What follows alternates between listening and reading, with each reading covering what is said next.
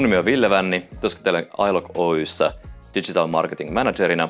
Meillä oli alussa ongelma meidän digitaalisen markkinointi- ja myyntiputken rakenteessa, johon me etittiin sitten digitaalisen markkinoinnin asiantuntijaa auttamaan muun muassa email-markkinoinnin ja sen myyntiputken suunnittelussa.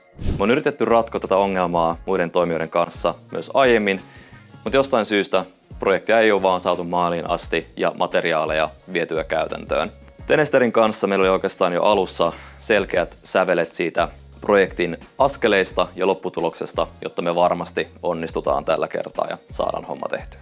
Tenester valikoitu kumppanista tähän projektiin sen vuoksi, että heillä oli selkeä erityisosaaminen tähän digitaaliseen asiakashankintaan ja he pystyivät todistamaan osaamisensa jo ennen projektin alkua. Markkinointijohtaminen on tunnetusti kiireistä hommaa ja sen takia yhteistyössä arvostin sitä, että Tenester otti omistajuutta projektin etenemisestä, kommunikoi nopeasti ja ripeästi seuraavat askeleet ja missä mennään ja proaktiivisesti varmisti, että asiat hoituu ja etenee ajallaan. Projektin lopputuloksena syntyneet materiaalit menevät ehdottomasti suoraan käyttöön ja niistä on hyötyä meille vielä moneksi vuodeksi.